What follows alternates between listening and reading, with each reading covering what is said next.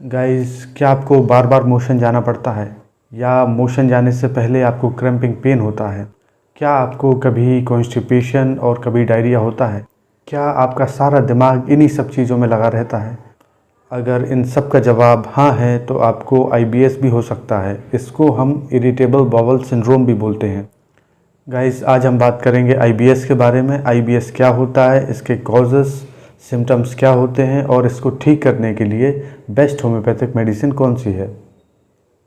तो चलिए जानते हैं। गाइस, आईबीएस का फुल फॉर्म होता है इरिटेबल बाउल सिंड्रोम। ये कोई एक सिंगल डिसीज़ नहीं है, बल्कि ये कई सारे सिम्टम्स का एक ग्रुप है जो एक साथ आते हैं और हमें परेशान करते हैं। जैसा कि इसके नाम से मालूम पड़ रहा है, इस डिसीज़ में इंटेस्टाइन में इरिटेशन पैदा होती है और इंटेस्टाइन का जो बेसिक मूवमेंट पैटर्न रहता है उसमें बदलाव आ जाता है, जिसके कारण कभी डायरिया हो जाता है पेशेंट को, कभी कॉन्स्टिपेशन होता है, कभी क्रैम्पिंग पेन होता है। क्योंकि इंटेस्टाइन में इरिटेशन पैदा हो जाती है, इसके कारण हम ये नहीं बोल सकते हैं कि कब कॉन्स्टिपेशन होगा, कब लूज मोशन होंगे या कब क्रैम्पिंग पेन होगा। अगर हम कॉज की बात करें तो आईबीएस का परफेक्ट कॉज अननोन है।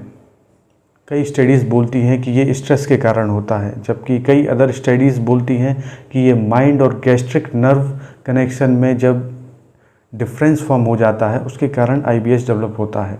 कई केसेस में ये स्ट्रेस और एंजाइटी के कारण भी होता है। जब हमारी आंतों में कई बार इन्फेक्शन हो जाता है उसके कारण भी आईबीएस जैसे सिम्टम्स हमें देखने को मिलते हैं। कई बार मेडिसिन लेने के कारण जो इंटेस्टाइन के अच्छे बैक्टीरियाज रहते हैं वो मर जाते हैं, जिसके कारण इंटेस्टाइन में इन्फेक्शन होता है और आईबीएस जैसे सिम्टम्स डेवलप हो जाते हैं। आईबीएस में कई सारे सिम्टम्स देखने को मिलते हैं, लेकिन कई ऐसे सिम्टम्स हैं जो बहुत कॉमन होते हैं। पहला सिम्टम है क्रैम्पिंग पेन। इसमें मोशन के पहले या मोशन के दौरान पेशेंट को क्रैम्पिंग पेन होता है। दूसरा सिम्टम है कॉन्स्टिपेशन। इस कंडीशन में कभी कभी कॉन्स्टिपेशन होता है। तीसरा सिम्टम है डायरिया। इस सिम्टम्स में डायरिया भी देखने को मिलता है। चौथा सिम्टम है अल्टरनेट कॉन्स्टिपेशन एंड डायरिया। इसमें हमें कॉन्स्टिपेशन भी देखने को मिलता है और डायरिया भी देखने को मिलता है। पांचवा सिम्टम है स्ट्रेस। इस कंडीशन में हमें पेशेंट में स्ट्रेस भी देखने को मिलता है। ये सारे सिम्टम्स से पेशेंट परेशान हो जाता है और उसके कारण वो कंटिन्यू स्ट्रेस में रहता है। इस कंडीशन में पेशेंट की क्वालिटी ऑफ लाइफ ख़राब हो जाती है, क्योंकि ये जो सारे सिम्टम्स हैं ये कंटिन्यू पेशेंट को परेशान करते रहते हैं, जिसके कारण वो कंटिन्यू स्ट्रेस में रहता है। आईबीएस में कोई डेंजरस सिम्टम नहीं होते हैं, लेकिन ये जो कॉमन सिम्टम है ये कंटिन्यू पेशेंट को परेशान करते रहते हैं। होम्योपैथी में ऐसी बहुत सी मेडिसिन है जो कि आईबीएस में बहुत अच्छा वर्क करती हैं। पहली मेडिसिन है नक्स वोमिका। अगर आपको कॉन्स्टिपेशन और डायरिया अल्टरनेट होता है, इस कंडीशन में नक्स वोमिका बहुत अच्छा काम करती है।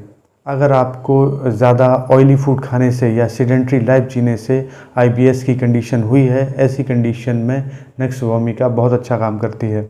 अगर हम डोजेस की बात करें तो नक्स वोमिका हमें 30 पोटेंसी में लेनी है और इसको हम सुबह दोपहर शाम को ले सकते हैं। दूसरी मेडिसिन है ग्रेफाइटिस। अगर हमें खाने के बाद तुरंत पेन होने लगता है, ऐसी कंडीशन में ग्रेफाइटिस बहुत अच्छा काम करती है। और अगर कंटिन्यू डायरिया या कॉन्स्टिपेशन से एनल रीजन छिल जाता है, ऐसी कंडीशन में भी ग्रेफाइटिस बहुत अच्छा काम करती है। इसको भी 30 पोटेंसी में हम सुबह दोपहर शाम ले सकते हैं। तीसरी मेडिसिन है एंटिम क्रूड। अगर पेशेंट को कॉन्स्टिपेशन होता है, इसके अगले दिन सडन डायरिया हो जाता है, ऐसी कंडीशन में एंटिम क्रूड बहुत अच्छा काम करती है। और अगर पेशेंट को इन्हीं सब कारणों से एंजाइटी होती है, तनाव होता है, इस कंडीशन में भी एंटिम क्रूड अच्छा काम करती है। एंटिम क्रूड को हम 200 पोटेंसी में लेंगे और इसको हम 24 घंटे में एक बार ले सकते हैं। चौथी मेडिसिन है अर्जेंटिम नाइट्रिकम। अगर पेशेंट को एंजाइटी के कारण मोशन जाने की इच्छा होती है, ऐसी कंडीशन में अर्जेंटिम नाइट्रिकम बहुत अच्छा वर्क करती है। आईबीएस में अधिकतर पेशेंट को स्ट्रेस और एंजाइटी में मोशन जाने की इच्छा होती है। इसी कंडीशन में अगर हम अर्जेंटिम नाइट्रिकम लेते हैं तो इसमें बहुत अच्छा रिजल्ट हमें देखने को मिलेगा। ये चारों मेडिसिन आईबीएस में बहुत अच्छा काम करती हैं, तो अगर हम इन सब को लेते हैं तो डेफिनेटली आईबीएस में हमें बहुत आराम मिलेगा। इरिटेबल बाउल सिंड्रोम के केस में हमें मेडिसिन के अलावा कई सारे प्रिकॉशन भी रखने चाहिए, जैसे कि हमें ऑयली फूड, स्टार्ची फूड से दूर रहना चाहिए। खाने को थोड़ा थोड़ा और 2 या 3 बार में खाना चाहिए। अगर हम हाइड्रेट रहेंगे तो हमारा डाइजेशन अच्छा रहेगा, जिसके कारण प्रॉपर फूड डाइजेशन होगा। हमें उन सारी चीज़ों का परहेज़ करना चाहिए जिसके कारण इंटेस्टाइन में इरिटेशन पैदा होती है। अगर ये सारी चीज़ें हम साथ में करते हैं तो डेफ़िनेटली IBS से हमें छुटकारा मिल सकता है। अगर ये वीडियो आपको पसंद आया है तो चैनल को लाइक करें, सब्सक्राइब करें। Thank you.